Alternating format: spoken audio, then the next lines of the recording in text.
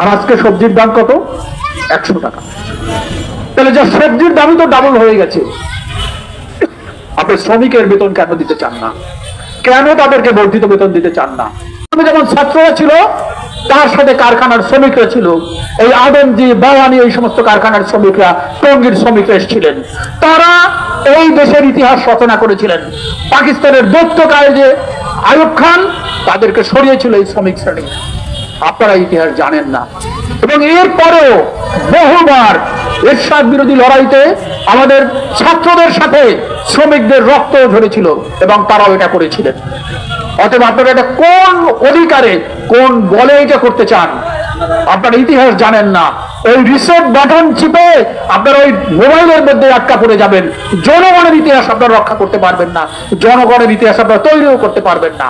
অতএব এই খেলাটা বন্ধ করুন। দার্শনিকের মতো সবকিছু আপনি নির্বিকার থাকবেন, সেটা হবে না। গার্মেন্টস মালিকদের একটা সংগঠন আছে, ওই সংগঠনে একজন নেত্রী ছিলেন রুবা পাহাড়। উনি বারবার বলতেন যে আমাদের যে টাকা, এটা ডলারের সাথে ভেরিয়েবল করা হোক, কোনো ফিক্সড না করা হোক, অর্থাৎ প্রতিদিন ডলারের সাথে আমার টাকার মূল্যায়ন যেন হয়। পরবর্তীকালে বিগত সরকার আপনার IMF এর লোন নিতে গিয়ে সেটা করেছে।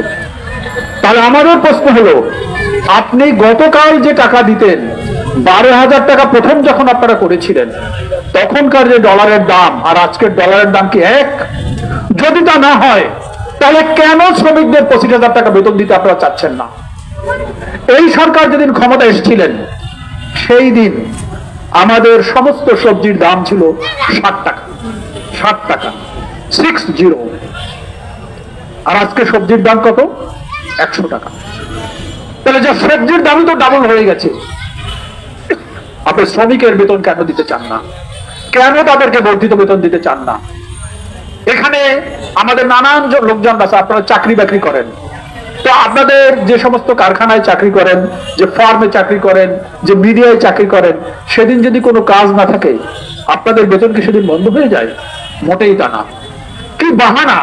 এইবারে আপনার মিরপুরে যে ঘটনা ঘটলো, তার নোটিশ টানিয়ে দিয়েছে, যেদিন কাজ হবে না সেদিন তাদের মজুরি দেওয়া হবে না। এটা কি নাকি? আপনারা যাদেরকে এমপ্লয় করেছেন মাসের জন্য, কয়েক মাসের জন্য, কয়েক বছরের জন্য, তার যেদিন কাজের আপনার ব্যবস্থা করতে পারবেন না, সেদিন বেতন দিবেন না? এটা হবে নাকি? এটা মগের মূল্য পেয়েছেন নাকি? এটা হতে পারে না। অতএব এটার বিরুদ্ধে শ্রমিকরা কিন্তু আপনার হলো যে জেগে উঠেছে এবং জেগে উঠতে বাধ্য। আমরা আমাদের একটা দত্ত ছিল এই সিটি কর্পোরেশনের, আপনার হলো যে শেখ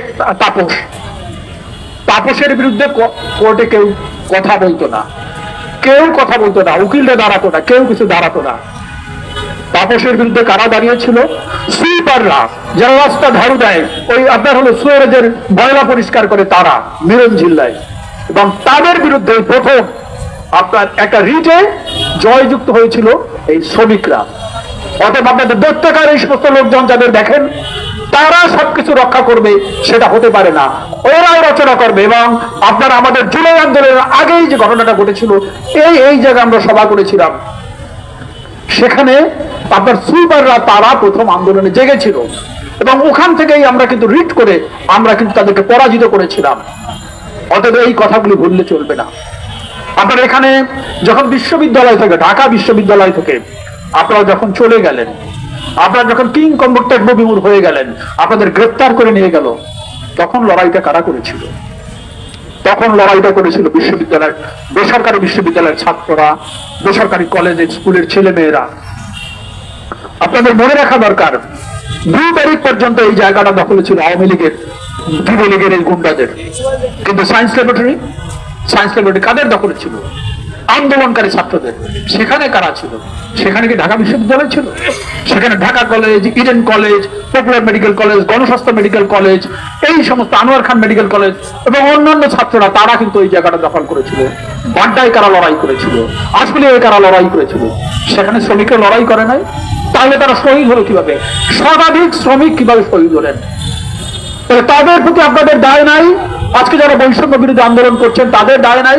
কেন কথা বলছেন না যে শ্রমিকের বুকে গুলি করা যাবে না? বৈষম্যটা শুধু আপনার জন্য পরিবর্তন হবে, শ্রমিকের জন্য হবে না, গরিবের জন্য হবে না? আপনারা কি শুরু করতে চান? আমাদের এখানে অদ্ভুত একটা মনস্তত্ত্ব আপনারা তৈরি করছেন। আমাদের এখানে একটা একটা এমন দেখেন, এটা করবে ডিমের দাম বেড়ে যাবে, তো কি হলো? তাহলে ডিম ইন্ডিয়া থেকে আনো। কেন? কারণটা কি? এই যে ডিম ইন্ডিয়া থেকে আনার এই যে এই চক্রান্তগুলি কেন? আপনাদের মনে করিয়ে দিতে চাই, কোরবানি আসলে আমাদের এখানে হাহাকার জমত যে ইন্ডিয়া থেকে তো গরু আসবে না, আমাদের কোরবানি কিভাবে হবে? অলরেডি হ্যাজ বিন প্রুভড, আমাদের এখানে কোরবানির জন্য সমস্ত গরুগুলো আমাদের এখানে উৎপাদিত হয়। আপনারা ইন্ডিয়া থেকে পেঁয়াজ আমদানি বন্ধ করেন, ডিম আমদানি বন্ধ করেন, কাঁচামরিচ আমদানি বন্ধ করেন, দেখবেন কৃষকরা আমাদের এই ফসলগুলো উৎপাদন করে থাকে। আপনারা গ্রাম অঞ্চলে যে যান, আজকে যাদের বাড়ি আপনার হলো